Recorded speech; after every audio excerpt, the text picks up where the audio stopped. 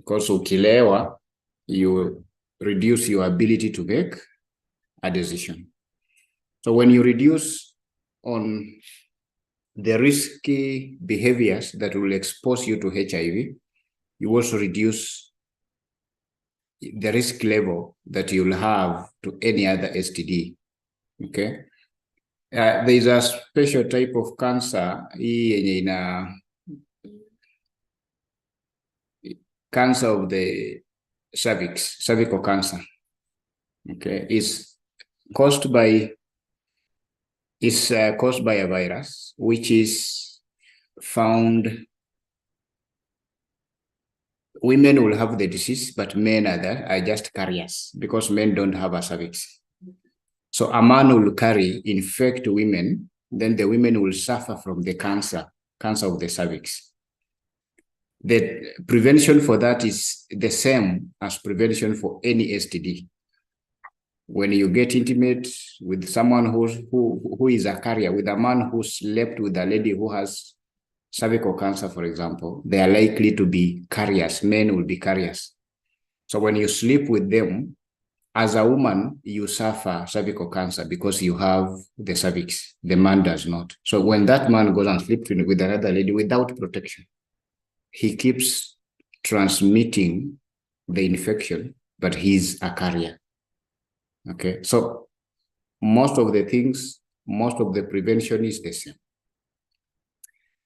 We have of late begun to hear that there are people will die.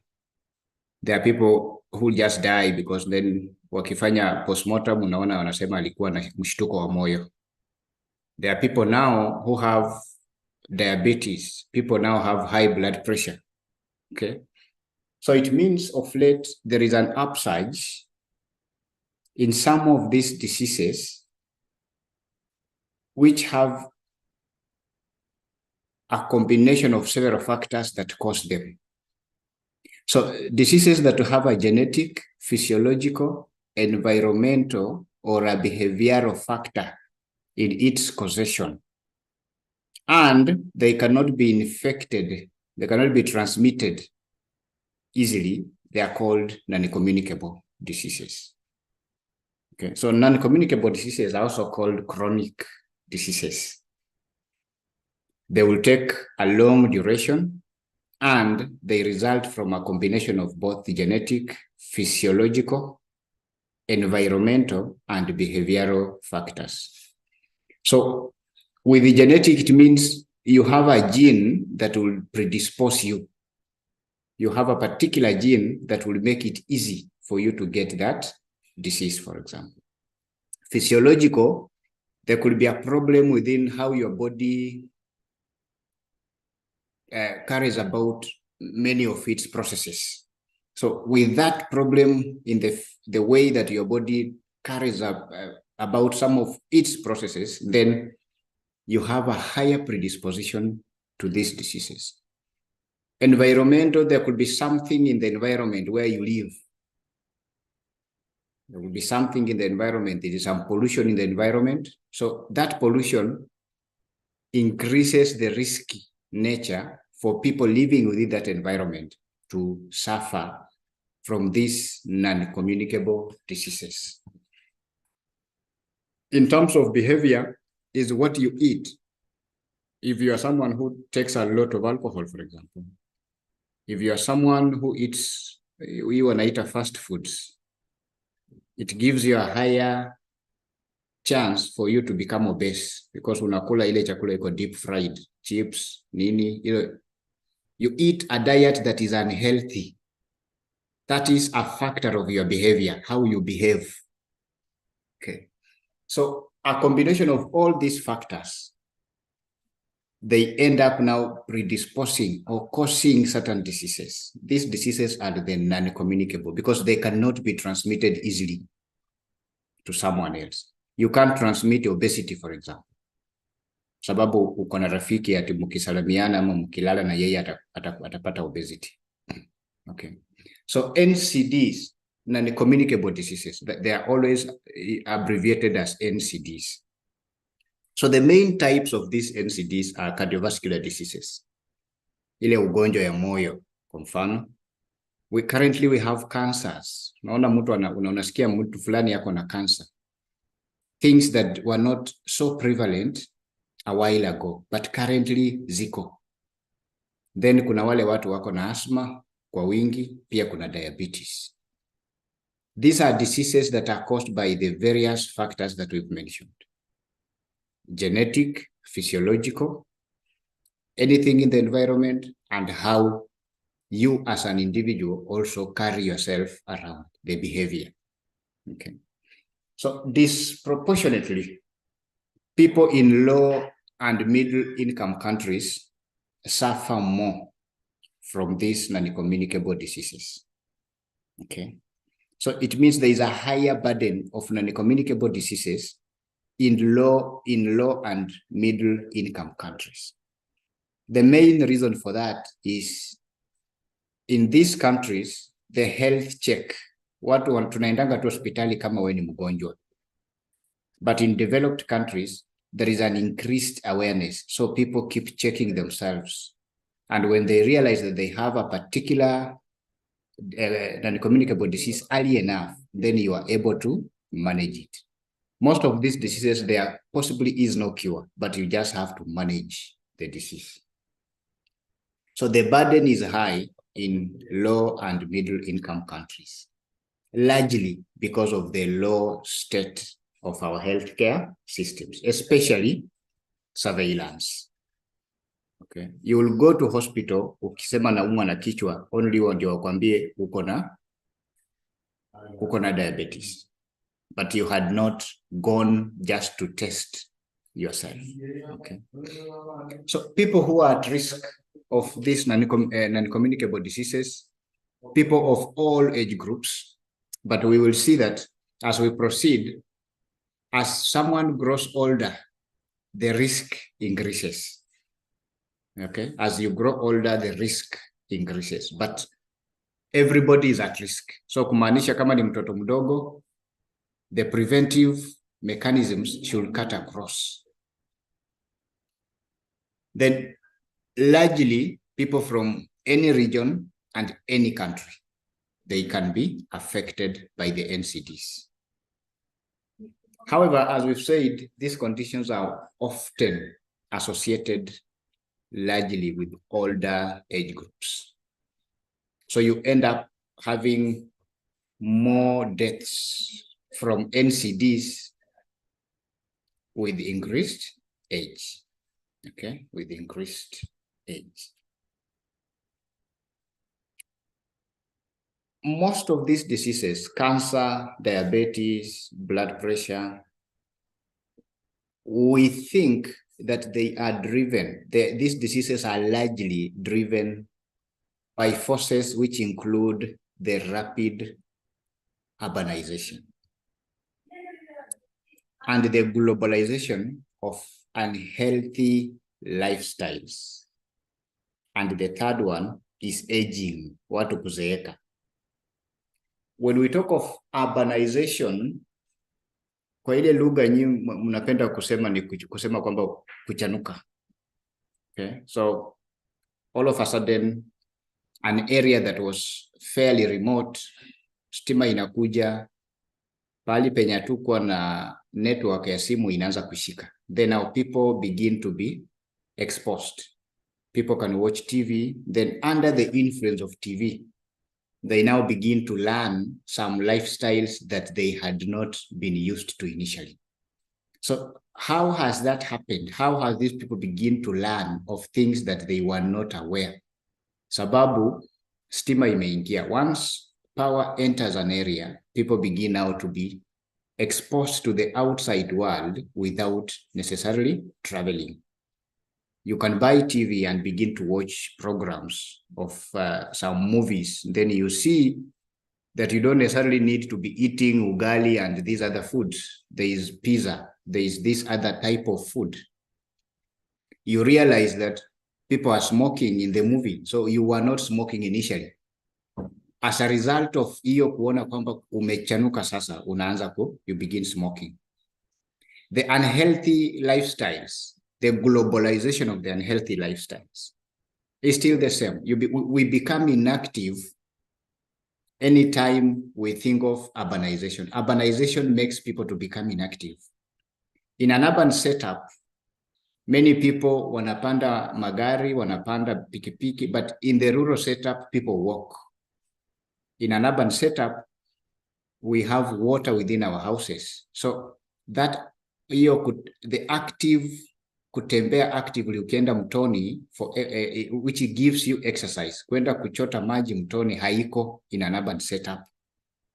Okay, so equally with the unhealthy lifestyle, amongst which is excessive use of alcohol and even other drugs. How do people learn this? By the way the world is becoming a global village. We begin to learn of what other people do in other places. Then once we take it up, we begin now to suffer the health consequences. Then as people age, they become less inactive. They become more choosy in what they eat. Okay. So at the end of it, there are these unhealthy diets and a lack of physical activity. These are things that you will always find in people who have a raised blood pressure, when you want to suffer from what we usually call high blood pressure. Mtu mwenye ako na ugonjwa wa kisukari, okay, diabetes, increased blood glucose. People who are obese, wanakula vyakula ile iko with a very high fat content. Nakula chips, anything that is deep fried. Okay. So when you do very unhealthy diets, a diet that is not balanced, but because you cannot walk even from here to, when you want to go to, for example, Cardinal or the diploma where Marel is, ukifika kwa gate unapanda pikipiki.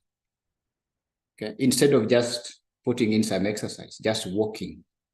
So you are eating very unhealthy diets.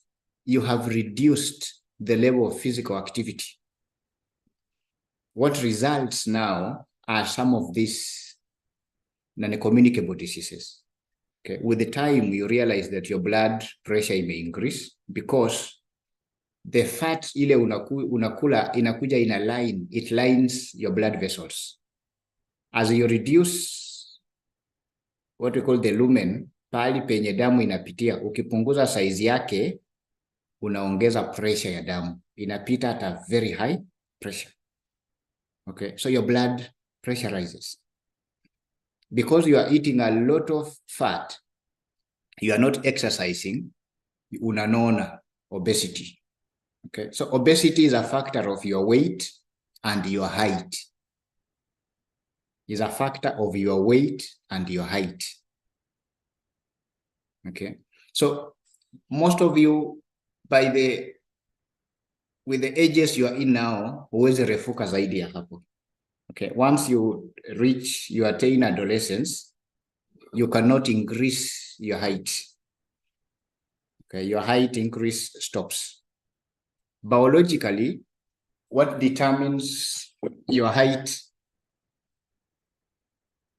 before adolescence, we call it net nutrition. But once you attain adolescence, you cannot increase in height again.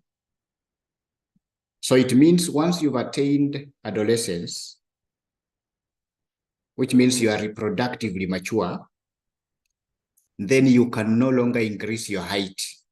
So the only thing that you can now increase or you have a control over is your weight. That's why unaona watu wanaenda gym. Ukienda gym huwezi punguza urefu yako, unajaribu cut your weight. For the ladies, they will begin telling you, siwezi kula hii because I'm watching my weight. Nobody can tell you I'm watching my height. Okay, your height is a biological consequence. Okay, before adolescence, but after adolescence, huwezi ukarefuka. Okay, after adolescence, huwezi ukarefuka. So it means when we now make a conscious decision of what we eat, when we make a conscious decision of what we eat and what consumes our mind, the stress levels, then we are able to control our weight. Remember, we cannot control our height. So if we can control our weight, then we can control the risk that we have towards obesity. Okay. So there will be some metabolic factors that can lead, for example, to some of these NCDs, especially the cardiovascular diseases. So there is a breakdown within how your body breaks, metabolizes. So when there is an issue with that, that's a physiological component. When there is a factor that affects the way your body works, then inaweza pia ikasababisha some of these NCDs. But mostly, when it happens that you have a risk factor coming from metabolism, at times, it will result in a premature death. Umeona watu mtu anakufa wanasema alikuwa na shida ya moyo. Most of those people will die even before attaining reproductive maturity. So such a waste, because huyo mtu, there was so much that person could offer, the productive hours zenye angesaidia. But because of now a metabolic problem, which has led to a cardiovascular disease. A cardiovascular disease is an non-communicable disease. Leads to this person dying prematurely. Okay. So that is a waste to a country. That is a waste to a family. Because before that person dies, there will have been resources that were used. There are time hours zenye watu waliwacha kwenda kazi wakachunga yeye. So those are the wastes that come that will result from such NCDs. But now, what is it that will cause the non-communicable diseases, which we also call lifestyle diseases?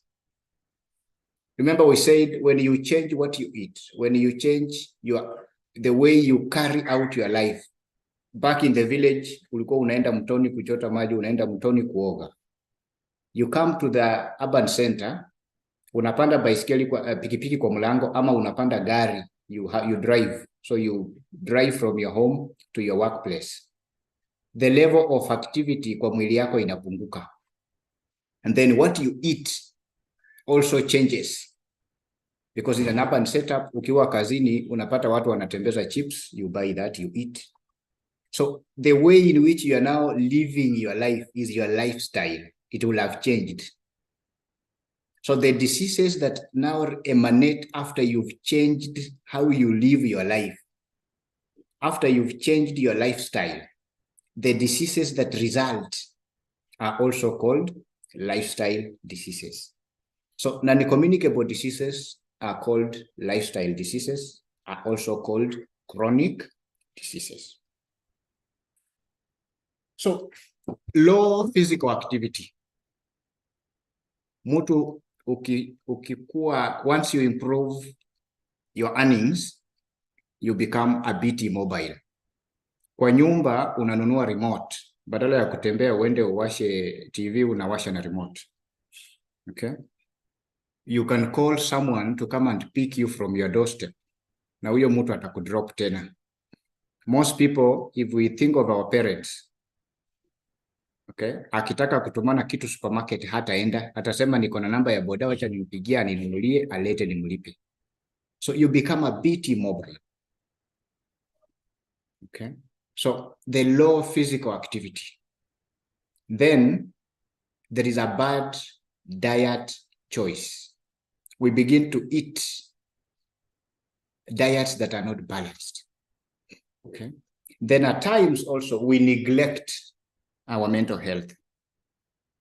Okay, so we begin to subject ourselves to very harsh environments that even impact us mentally. Tunaanza kuwa na a lot of stress levels. We don't manage the stress level within our bodies. So those are the main reasons low physical activity, poor diet choices, and the neglect of mental health. Okay. So why this happen in populations is because of the rush that life has brought us. Kama umeenda kazi kwa mfano, it's very difficult kubebe lunch yenye unafikiria iko a balanced diet. You'll just want to grab something for lunch, irrespective itakuwa nini. Okay. Then you don't want to say, wacha nitembee nifike Kandui. You feel like you are delaying. So you'll jump on any available means. But in the end, we are ending up now compromising the diets we take. We are compromising our physical activity. And because of the stress in the environment, you need more money. Mtoto amefukuzwa fees. Ujalipa fees we mwenyewe pia, maybe as a parent yako, maybe unafanya masters ama unafanya degree. Landlord ndio huyo anakudai rent. So all that stress now begins to impact the eventual health of your body. Okay. At times we don't think about this, but if you don't consider all this and they happen for a long time, you eat poorly, you live in a very stressful environment. In the long run, it becomes very costly on our health. So the causes of these lifestyle diseases can now be divided into two broad groups. They can either be indirect causes or direct causes. So indirect causes are those that you cannot fully protect yourself against. So they are happening, but you cannot protect yourself because they are within the environment that you are. Take an example of the industrialization that is happening globally. People are coming up with industries. We need the industries for job creation. But eventually these industries end up polluting the environment because they release gases into the environment. That is an indirect cause because the environment, as it becomes polluted with the chemicals from the gases that are released from the industries, we can't fully protect ourselves because we live in that environment. So the effect of the gases in the environment will end up affecting us, creating an eventual burden on our health. But can we directly or fully protect ourselves against that? We can't. Okay, we cannot.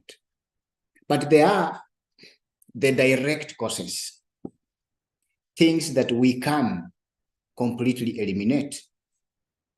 You can decide that you will reduce your sedentary lifestyle. You might have seen people run in the evening or in the mornings. That is someone ameamua kusema pana, wacha nianze kufanya mazoezi. Okay? You can reduce heavy consumption of alcohol. You have ability to eliminate alcohol from your life.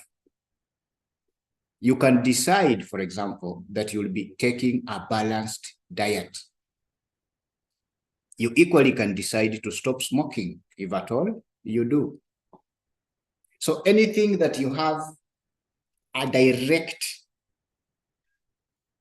ability to completely protect yourself from, it means, in other words, is something that you expose yourself to.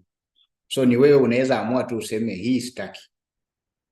So those are the two main causes, the groups in which we can categorize those. Indirect causes, things that you cannot fully protect yourself against. Then the direct causes, as you realize, hapo sasa ndio kuna the largest causes. The decisions we make. There are people when they want to make money usiku na mchana, so they never rest. okay, it ends up impacting on your health at the end of it. So when we can fully help to minimize the way we expose ourselves to either an indirect cause or a direct cause. An indirect cause, you might not be able to fully protect yourself, but you can limit the effect. Okay, you remember during the COVID time, there is no way you could fully protect, but you could put on a mask, for example. The same way, if there is a lot of pollution in an environment, like kwa hewa, put on a mask. Kama ni kwa maskio, there are people who have earplugs. So you cannot fully protect, but there is a limit in which you can try to stop how it affects your health. Okay.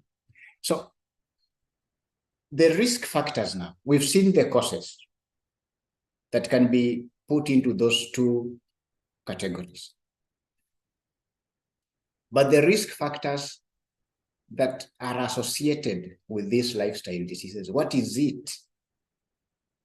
Okay, what is it that when you subject yourself to, you are likely to suffer from these lifestyle diseases? The first group is what we call the modifiable behavioral risk factors. So modifiable are things that you can modify. You have a control over yourself. Okay. For example, if you are physically inactive, it increases your risk factor. If you eat an unhealthy diet, if you use or you consume a lot of alcohol, all those are risk factors towards lifestyle diseases. But again, there are things that you can modify. Unaweza amua useme huwa navuta sigara but sitaki kuvuta. Unaweza amua useme kwamba I don't exercise but from today nitakuwa nakimbia for 30 minutes in the evening. You can decide and say I eat a lot of chips, from today I'm reducing. Okay, when you eat them every day, for example, you can say I'm reducing to just once a week. Those are things that you can modify. So modifiable behavioral risk factors. The behaviors that you are in charge of. You can decide that I will do this, that I will not do that. So once you modify that, once you reduce the extent in which you expose yourself to that particular behavior, then you are reducing the risk level for the development of that particular lifestyle disease. Okay. The second group of risk factors, we call them non-modifiable. Non-modifiable because you don't have control over them. We said, for example, age. As you grow older, the extent of risk towards non-communicable diseases increases. There's nothing you can do about your age. You cannot control it. You cannot modify it. The best you can do is lie about it, but it will not change. Okay.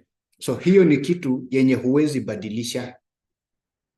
The age, people call it race, but at times it's population, because you find there are people from a particular group who are at a higher risk of suffering from a particular non-communicable disease.